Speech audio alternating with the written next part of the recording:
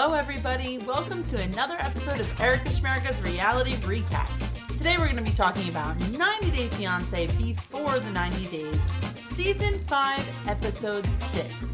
So much to talk about, so much happened. Make sure to like and subscribe to my YouTube channel and let's get started. First things first, we had Memphis and Hamza. So back in Tunisia, Memphis and Hamza went to a little cafe to have a little alone time together away from Casa de la Hamza. So while they were out, Memphis announces very loudly that she has to go poop. So she goes into the bathroom while Hamza's outside the door just swiping away on his phone. And, the camera crew just trains the camera right on the bathroom door and making sure to pick up any and all sound effects coming from the restroom. So then Hamza, while she's going to the bathroom, keeps shouting out, "Are you okay? Almost done? Very good? Very sexy, baby. Yes, sexy." Like, what is going on? So then when she emerges, she comes out holding her guts, going, "Me done," in her best caveman speak, because she thinks that that's much easier for Hamza to understand. So the two of them sat down for a little post-poop orange juice to discuss Memphis's life, her childhood, and her upbringing, which you would think at the point of, being ready to be married next week, they would have maybe discussed already, but no. So they sat down and she told him all about her past and how her mother and father had both been on and off drugs for years, and her father had been incarcerated most of her childhood. Hamza looked very concerned. I think he was pretty much just confused. I don't think he really, knew what she was saying, but she seemed to be touched at his face of confusion. Then they went back to Casa de la Hamza, where Memphis was having a nice conversation with Sister Hamza, who she seems to really be getting along with. However, Sister Hamza brought up the fact that her brother was 26, which he had told Memphis that he was 28. So right then and there, she caught him in a lie, and now her mind is just wandering, thinking about all the other things that he could have lied about, and there was no way for her to fact check. She confronted Hamza about his age and why he lied. First, he tried to pretend like he didn't lie about it, and then he finally admitted to it and said that, he knew that she was so much older and he wanted her to take him seriously. But me no accept this. Then she was wondering what else he could have been lying about, so she made Sister Hamza translate and told Hamza to go and get his diploma because she wanted to make sure that he actually had a degree in heating and cooling, as he had claimed. So he went and got his certificate and showed it to her, which of course was in Arabic, and it could have been like his perfect attendance award from elementary school for all she knew. But anyway, she was starting to doubt the whole thing and wondering if marrying a foreign guy who was much younger than her was actually a good idea. This week we got to make a whole new friend, Ben, of Ben and Mahogany. So Ben is a 52-year-old guy with abs, as he calls himself, and he was a youth pastor previously. So he lives in Michigan, third Michigani this season, and he had fallen in love with a woman named Mahogany from Peru. Ben explained that he had picked up some recent modeling gigs as an old guy with abs and started plastering himself all over Instagram. Brought up in one of these religious groups that was some kind of offshoot from baptism, and he was, taught to kind of shy away from showing his body, and very religious, and he got married at a young age after becoming a youth pastor, and he was married to a woman and they had 4 children. It seemed like the marriage wasn't really working out, but Ben was sticking with it because his religion taught him that if he divorced, he was going to be swimming in an eternal lake of fire. Actually, he kind of moved past that, got away from the church, and after counseling, decided that his relationship wasn't really working out, and he filed for divorce. Of course, this is probably around the same time that Ben got abs and then started showing them off to everybody on the internet, and searching for much younger girls. So apparently he had a previous relationship with a 28-year-old woman and they were engaged, but it didn't really work out well because she didn't understand his close relationship with his kids. Now he went onto some international dating site and met Mahogany, who was a 24-year-old woman from Peru who he claimed to have fallen in love with spiritually, emotionally, all of those good things. So he's headed off to Peru to go meet the love of his life. Of course, Mahogany has only sent a few photos, which were all heavily filtered and not real. He sat down with his friends, and his friends, of course, did the obligatory 90-day thing where they saw pictures of her and were like, "Oh my God, what are you thinking? Can't believe you can do this." And, then he decided it was important to tell his children and his ex-wife that, he was going to be with this woman from Peru because he was planning on marrying her and bringing her back, which would make her their stepmother. So they all sat down for a cookout at his house where he told, his children over a tempting salad that he was bringing home his imported new stepmother for them. So of course his kids were like, what the hell are you talking about, Dad? And his ex-wife is like, 24? What are you doing? And, he said, I understand, but this is God's plan. He's blaming this on God now. Like, what did God ever do to him? Except for the whole eternal lake of fire thing. So anyway, previews for next week's show. There's a little trouble in paradise. Mahogany, who's probably not even real, doesn't all of a sudden want him to come visit. And it gives me a little like Caesar Maria, David Lana feeling. The segment for Calib and Alina this week was a bit short.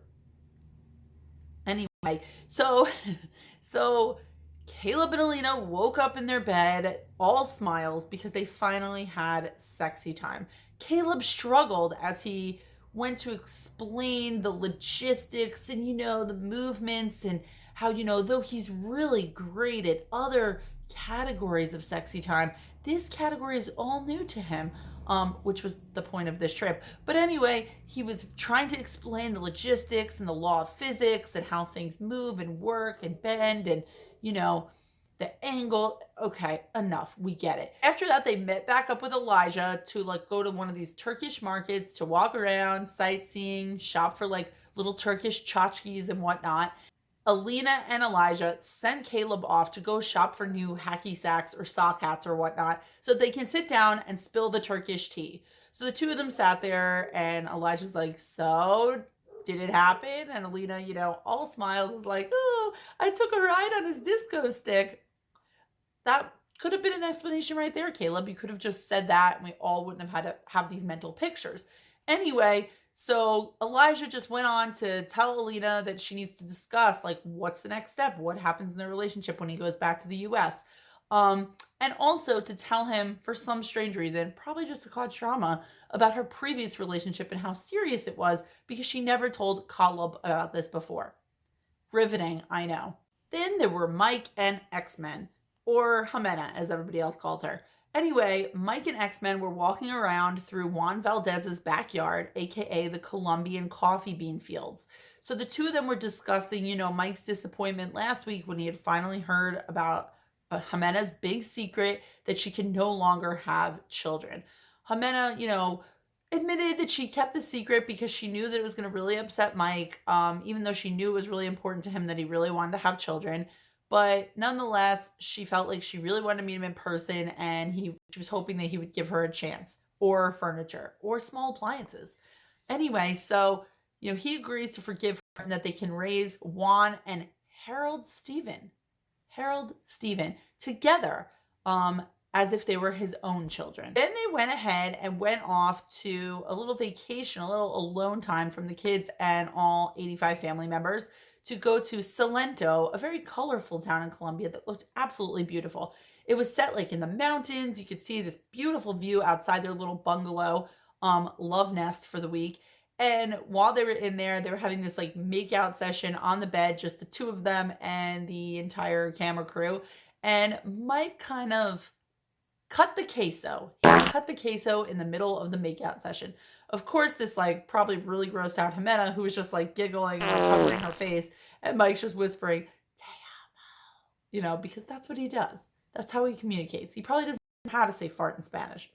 Anyway, they went over to the jacuzzi, ironically, where the owner of the hotel slipped Mike a 20 to just keep the bubbles going. So then while they're in the jacuzzi, Mike went ahead and asked Jimena about her previous relationships, especially the relationships with her baby daddies, because there were two. Tells him that, I don't know, they're both a one-time thing, no big deal. And then my relationship after that was ironically with a hitman. Yes, a hitman. So, of course, he doesn't understand Sicario. See? She thought he was a tattoo artist. She moved in with him. She didn't even say how fast, probably the next day, and knowing Jimena, and then moves in with him and discovers he's actually a hitman. So she decides to move out, and the hitman did what he does best, and he just, left her all of these phone calls saying that he was going to come kill her in 3 days. So she turned those messages over to the police. And after that, he stopped harassing her and hasn't been seen in the last 2 years. Of course, this was terrifying Mike, who was concerned for his own life now, let alone Jimena's and Juan and Harold Steven. But, he felt like he does love Jimena, although he may want to reconsider going back to J-Date. Next up were Gino and Jasmine. And wow, did they bring it this week. So after their fight last week about the crappy Christmas presents or lack thereof, Gino and Jasmine were at the gym working out. Well, Jasmine was working out. Gino was just kind of watching and talking to her the whole time, breaking her concentration. So didn't think she deserved nice things, which she had previously given to other people in other relationships. So being that she kind of had him on the defense right now, she brought up the fact that instead of a Christmas present, he is now obligated to take her on a mini vacation outside of their already vacation to a little private romantic island, and it's only going to cost him $2,500. Of course, this is a big price tag to unemployed Gino, but he agrees nonetheless because he's probably scared of her at this point. So Jasmine seems to perk up a little bit and admits that the icing on the cake to just make her that much happier would be if he would go home and repaint all of his walls and burn everything he owns, because he picked out the paint colors with his ex-wife. And who puts red and baby blue together? Anyway, Gino, admits, he's like, well, I picked them out with my ex-wife. I don't dislike them. Of course, this sets Jasmine's head into a full 360 spin. Pea soup coming out of her mouth. We need an old priest and a new priest. Not you, Pastor Ben. Sit down. You can't decide if you're old or young. And Jasmine loses her mind. She runs off screaming, freaking out, running back to the hotel room, and Gino's just standing there kind of like blinking, like, whoa, describing Jasmine as a very sensitive woman. I don't know if sensitive is how I would put it. Anyway, he treads lightly, goes back to the hotel room where Jasmine has now locked herself in the bathroom, screaming things at him. Eventually, she comes out, and they kind of talk a little bit, and Gino says he wants to move forward. He apologized, and he'll paint his house, and, this whole Glidden gaffe has gone way too far, and, he still wants to have children with her, and he might even name them Benjamin Moore. So Jasmine sees that he's really sorry, he's being vulnerable, so she thinks it's a great time to bring up the fact that she's actually been lying to him and taking birth control pills the whole time, even though the two had previously agreed to try and conceive while on this first visit.